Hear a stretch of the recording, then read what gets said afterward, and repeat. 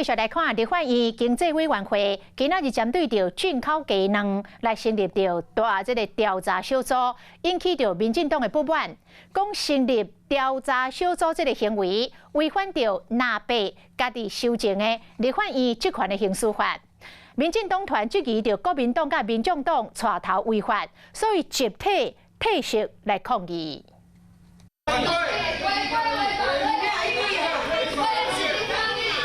不办纳税合作，硬要针对进口鸡卵成立调查小组，民进党立委集体退席表示不满。要当纳税动用调查权，这个诽谤的场面为透早就开始啊。监察院的调查权，还有检调的调查权，还有立法院的调查权，到底要怎么去执行各个区别，而不要有叠床架屋？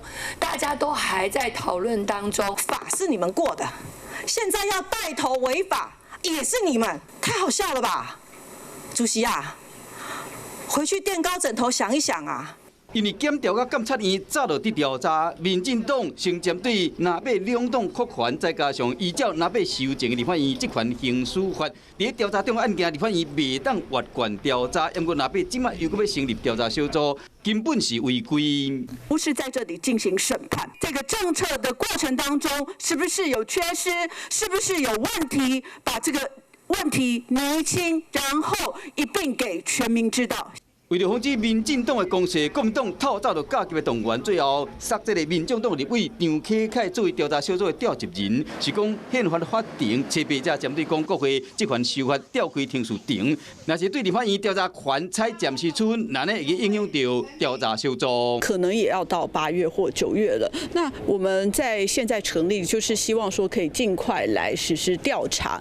伫交通委员会成立镜电视调查小组后，经济委员会嘛成立一个调查小组。纳税要审查备案的同时，嘛要加时间比赛。Hello， 我是林明瑞。想要抢先掌握最及时的新闻资讯吗？赶快订阅、按赞、开启小铃铛，锁定我们华视新闻的 YouTube 频道。